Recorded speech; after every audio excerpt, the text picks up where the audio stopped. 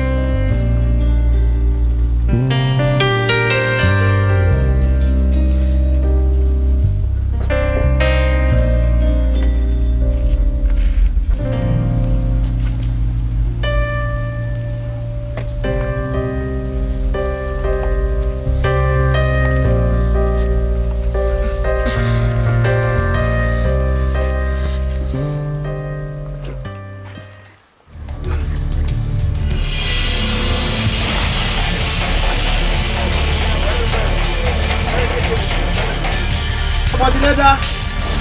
Wọ́n yìí wọlé lọ wáyà lórí ẹ̀gbọ́n àìsàn náà. Káàkà mẹ́lẹ́ ìlú ìlà àwọn àyè orí ìfàgbọ́ àdé wọn.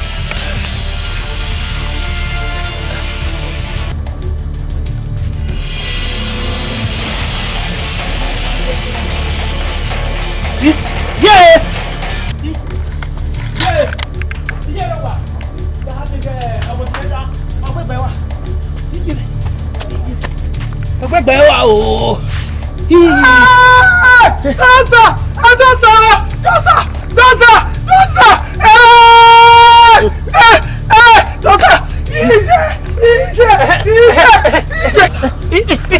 Ọmọ ẹ̀mú fún òye yóò kiri. Ya mo fi pọ̀ rẹ̀.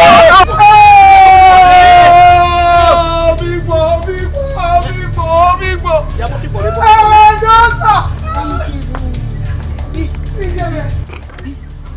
Mo fi pọ̀ rẹ̀. Ẹ̀yẹ́ mẹ́.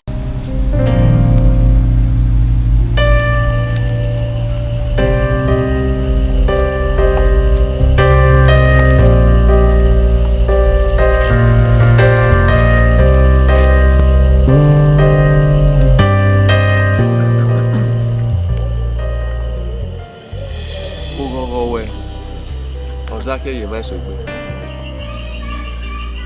Ugogo gime. Zake, understand. Wa ya o ge gbona lega. We ne gbona senani. Uga Ethiopia. U ya gbe. U bogera noro. U huon. U mwege ya kemi ukoyo. O isege no aya remi ukoni. Anu opa iwa ladi awon kiako. Oya remi ukoni. Kiaka ye we huwe. Owani. Ora ide ni mi ko yi. Ni mo li keme o. E ti mi e gbira run da. Owa di ma agu yi won. E pin ni gbo ma ya e mu fo. Wata. Egbonyi meberio. O wenyi da mani na. Wa ono gogo aro. Kebe weno fumi gbe agwo mani. Wo kire wo.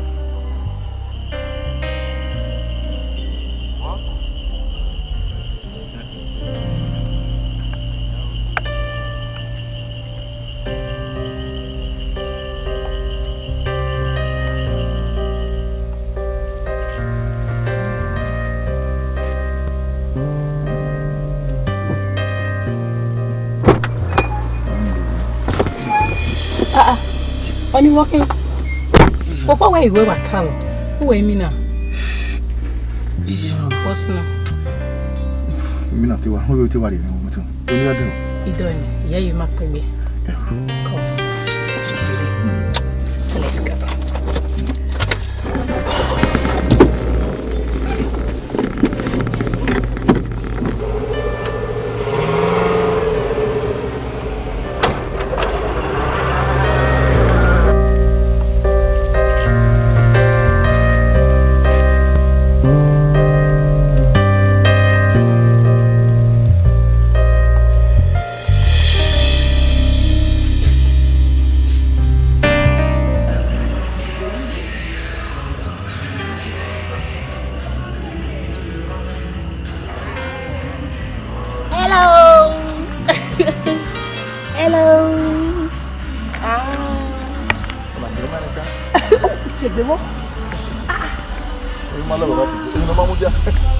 Jennifer. Edosa. Jennifer. Woman. Anyway, ja. Jennifer. E ka so ngo. E ka se omuri akpo. We ma Mama, they. Come and say again, I'll be right back. 1 minute.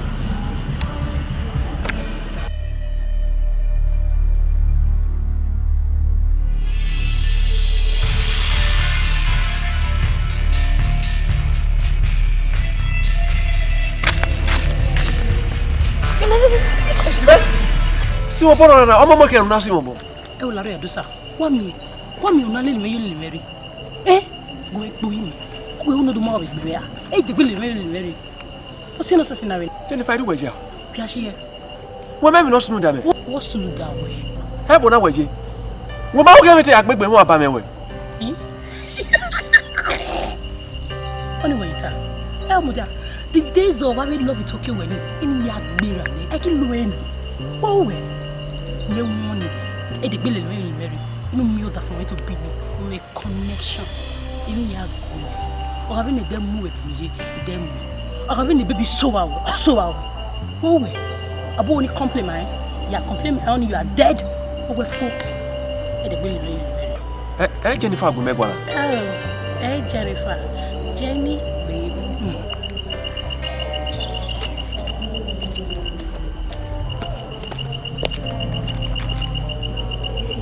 Ah, my baby.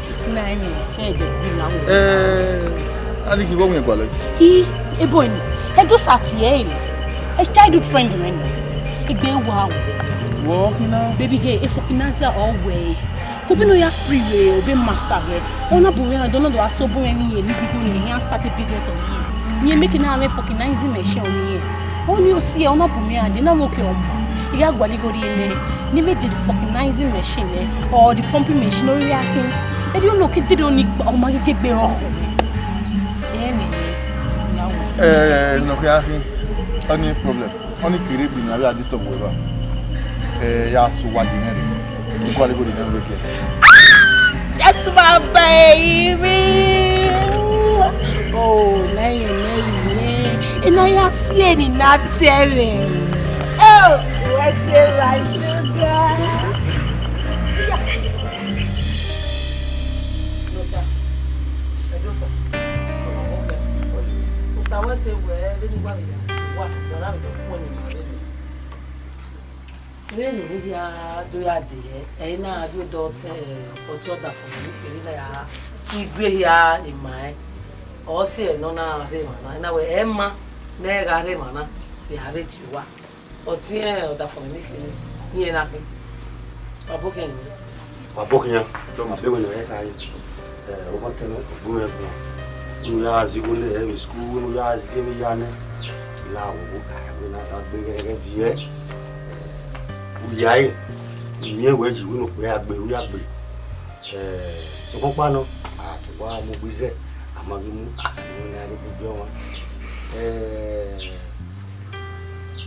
mo ti ewe keke mana zo wi ogbe iru ya fe lo ne iye ga ti tu ni kuno o a wi na ka pe te igo mo ega o e mo na ri wi ko na o la wo mo mi mai zero swingo lo ne lawo mai go ni wa polo lawo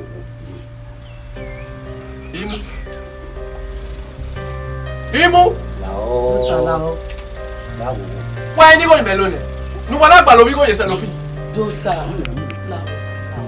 mi awe ni me go ni melone e polo pa aya mo wa gba lo wi go yesa lo fi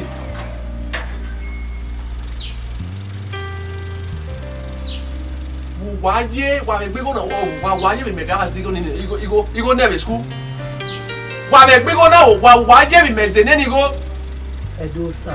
ha I me had that no kan ro I me ne kan ro mo ga ro to mo ga de ya bu waye bi me ga azi ni go waye ha ya se be ke fi o wi wa me le go why si chop money dem no ma me re ha Rodae umutana mweni dambe Dosa. Igo na ngwebe gena. Ewo wa mana ke mo la tia. Awo wae. No kia mu go jo hu. Eyi magugun a. Ona mu go na mu ni mani ma lori mi. Nu la o. Ola beta se be ri ogbe ki mi no keke ni e ri oko la wa be ri o. Yi me ni jigo na ya o. Dosa. Yi me ni ya o. Yi me wetu wati me adie ma we Edosa Obodineda 1 egbe o no bi ma na ro wa kedo ade I ma te die enu ene total no ga ka yo pegbe wa ya pe won ya ke kede do ade tu wa pe won ya ni a ru da hu da na ya mo Obodineda me je ni fa di we we oni se Oya no si go school ko. oni se wo se na jena Edosa. Dame o. iwe gbigbo na ru wala we jona ru wala polo se o pe no mi go yo ohun na ori go na re ara wa da ya fi an ewo mai go polo nu se imu Lao. la re Edosa. we na ti radio ya ti na we je ibi ka do ade u je ibi ha o na we je mi mese ne digo u je ibi padi no kwa na la re go ma se be yo Epa, Wa gbi. we ma ni o na me se na yi. Lo sumo egbe ebi ose de ayo gbe so. Ere a yo to ne. Wa we do egbe igo wa te gele mi. Egbe makate na. To wa mo go. wesi we pe ko o We gbo ko.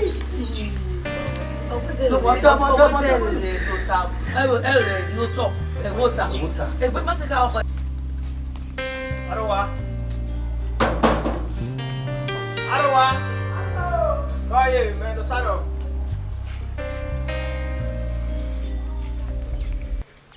Oye.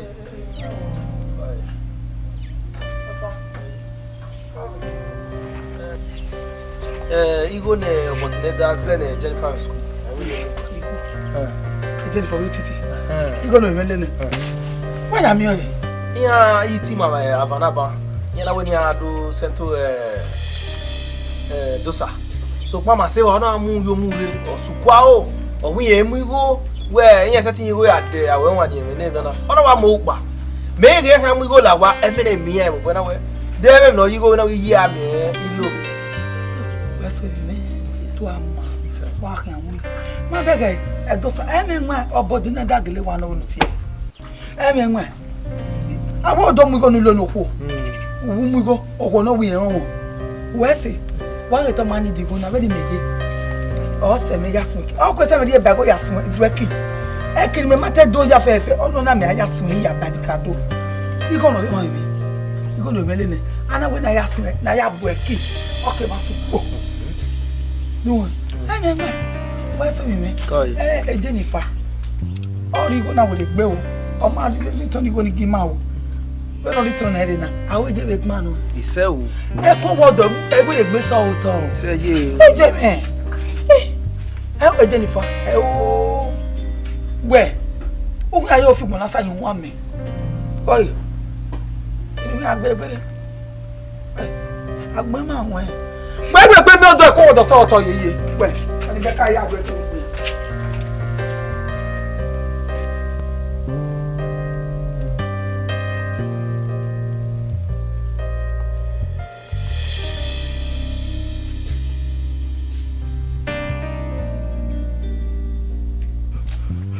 Obodineda. Obodineda. Oh. Made go na se. U ya mo bo na. Buna me Jennifer. Ba me no se ni mais na hawe agmo sekin ajena. Bogi me wa my brother, me wa no direct. Agmo me yena. Agmo me yena.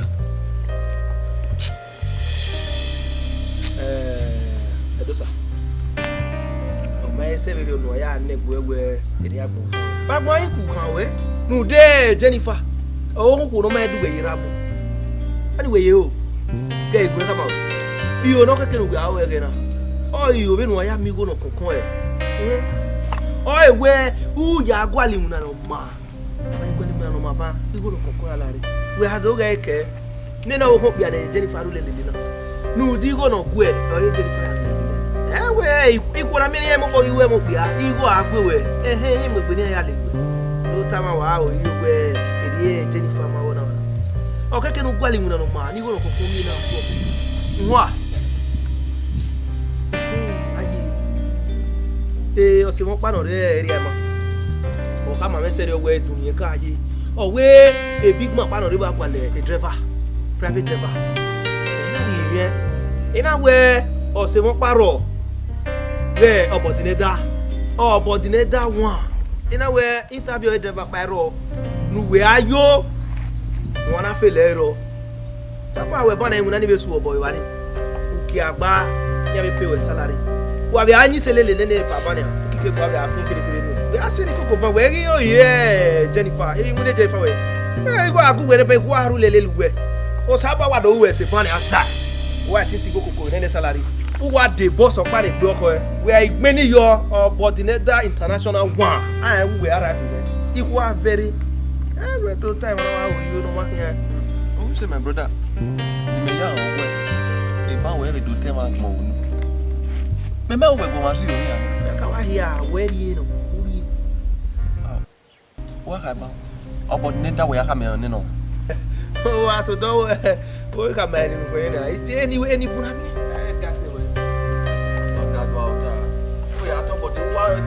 Obodineda one. Koe.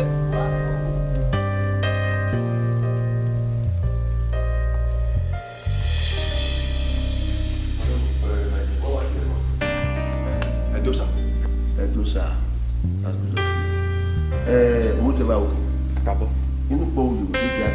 How many years it's been with me? 6 years. Yeah, 6 years. What then?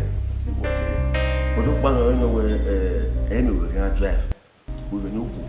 Already, I know you. So whatever she said, we but you were the woman you were expressing the okay, they were saying, go drive. In the Rita, in the Yamu, that you were here. So she will be your madam. It was so yachty, no. So you went away on a test where who drive, where woman who have you fear it. And the Yamu. So don't want to cheer it. Okay, Mao. Maris. Daddy.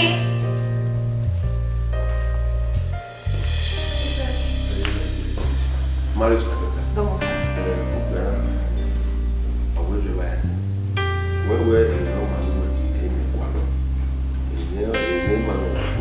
want to feel happy always.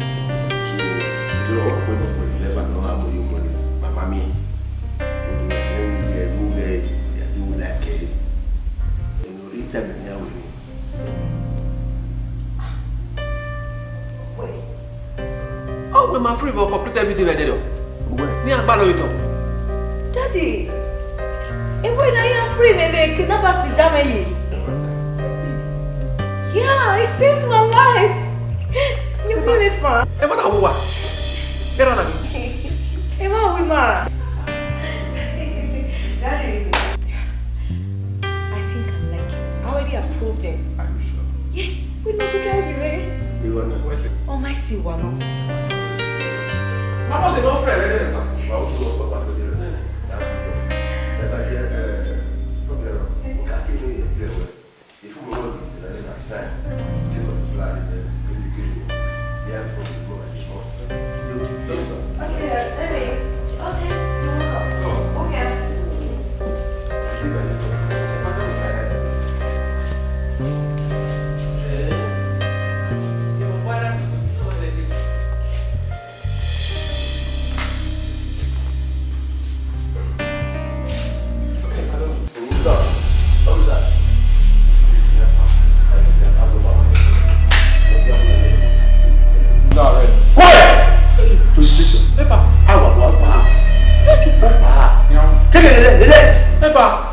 You are criminal.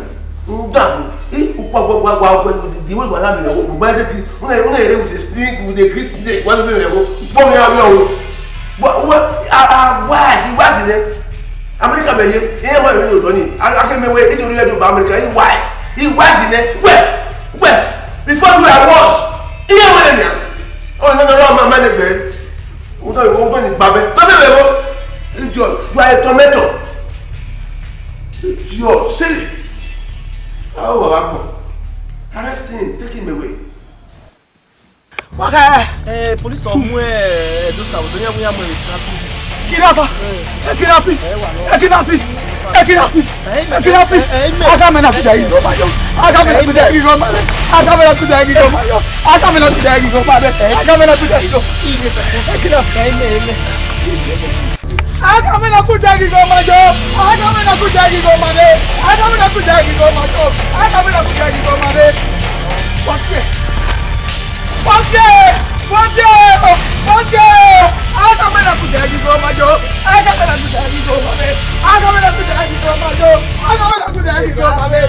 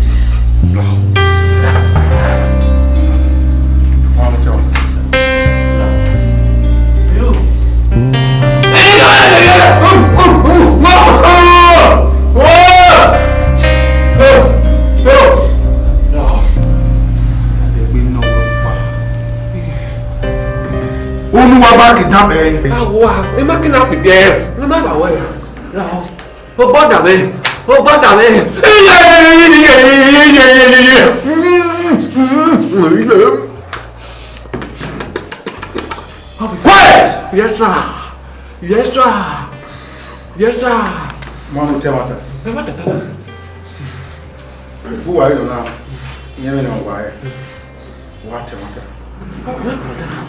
I'm marking up there. Oh, and I give it for me. And I give it for me. And I give it to me.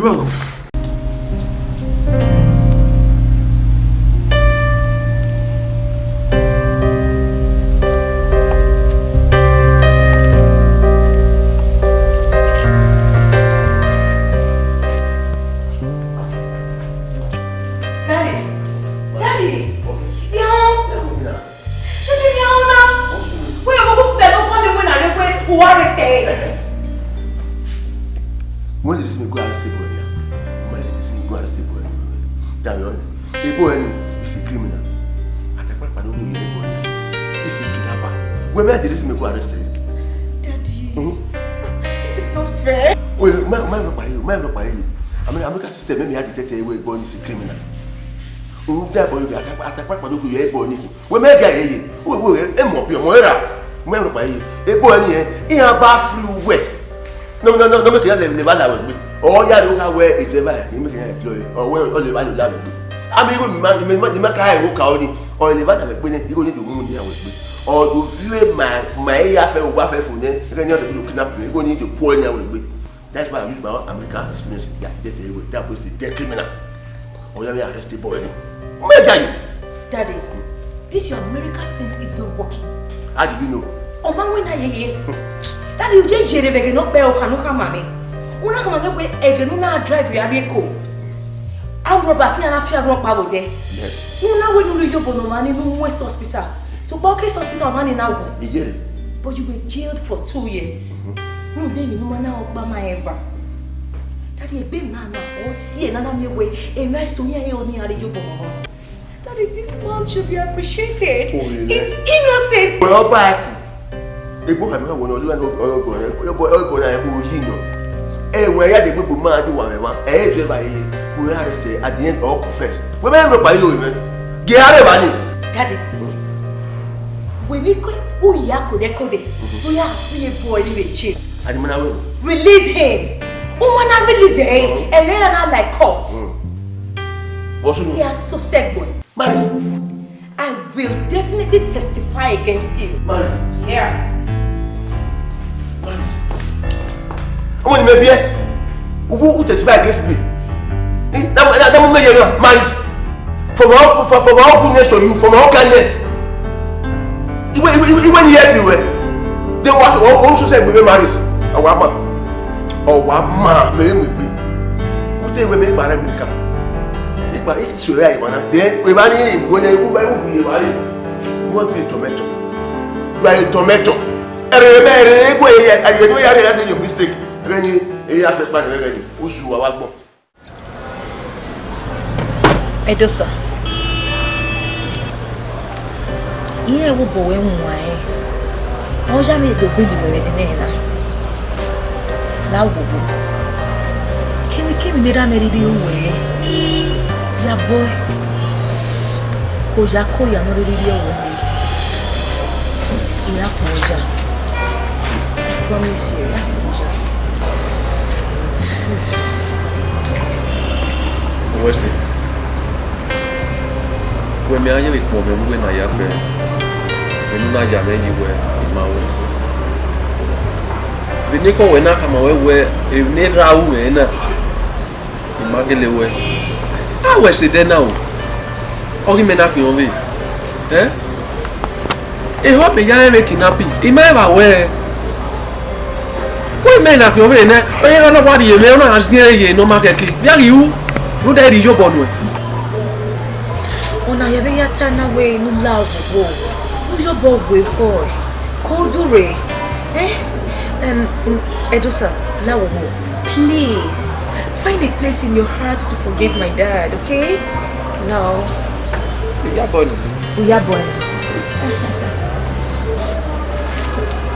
Yeah, I am your boy. How? No. Okay, step down, you know.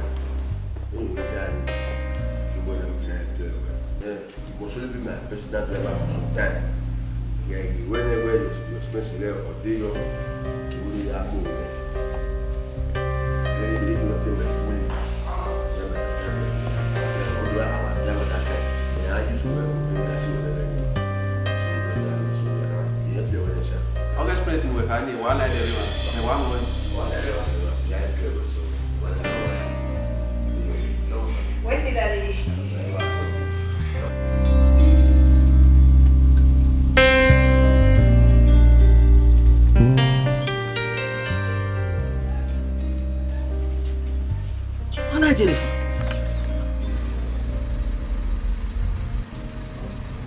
Eti e viera.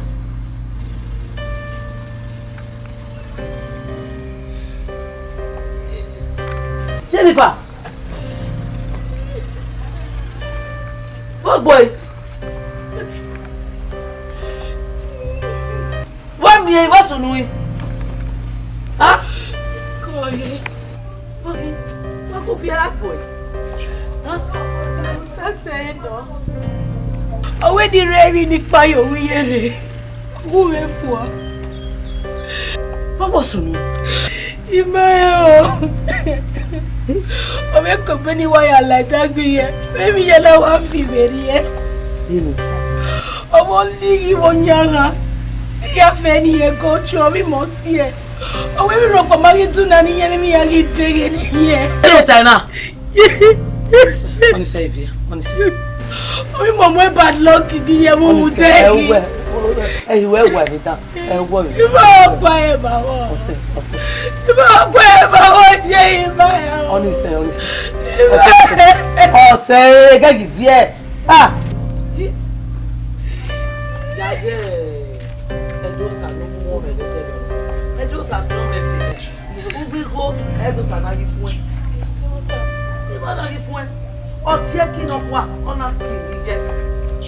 Obi de ne kire no ku. Wa mi school ya mi. School no kwa. School na digo e ori eji. You.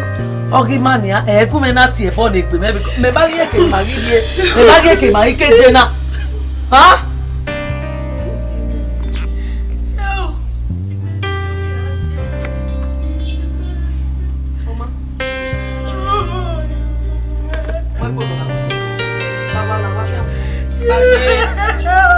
Bagay Rafi lan.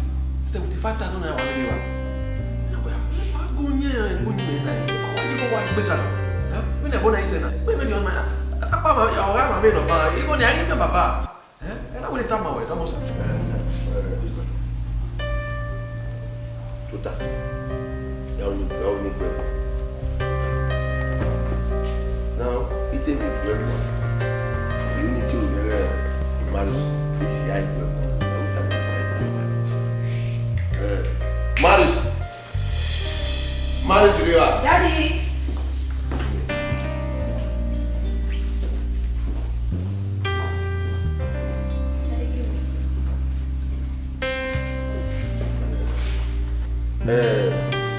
Cosa?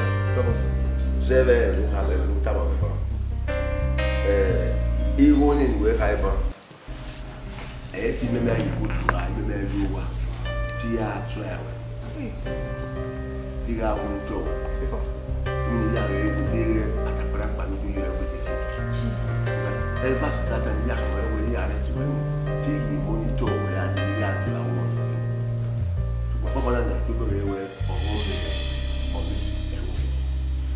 Ya me ura utunora obasi le va se va we big many years in America with America experience ele ya egbe wa wo wa bani ba ka me ibe le se lo Vive any.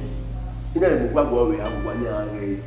Vive any e kwaro ni ya mugbo ibo na mugbo where o so ko ngade we daddy my boy and my ma we are over.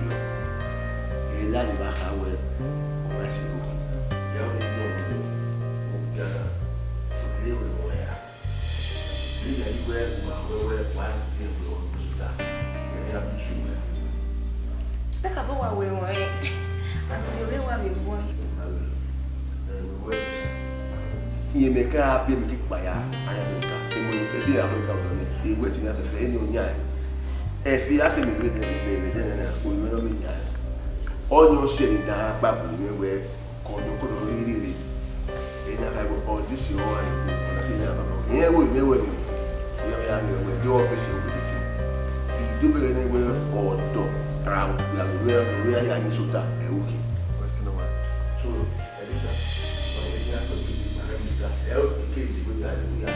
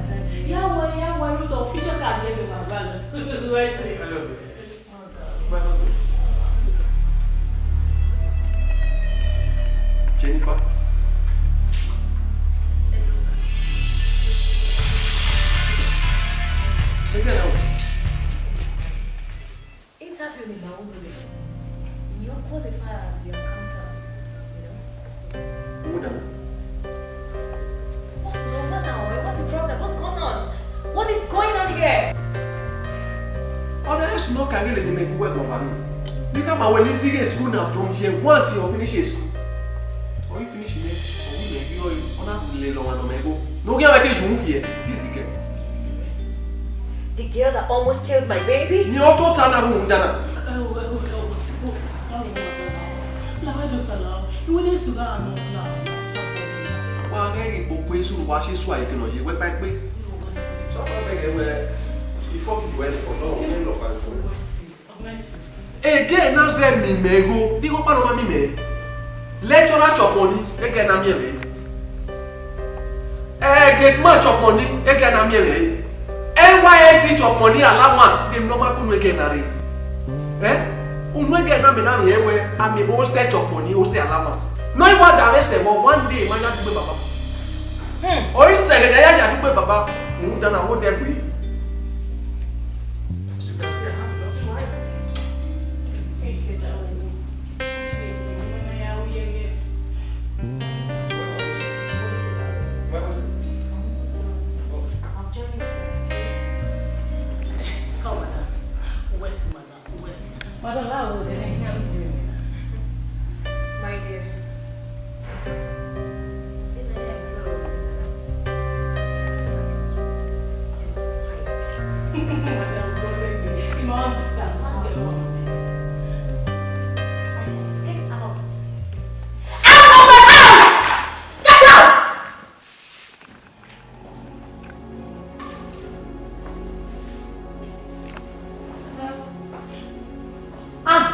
saying me.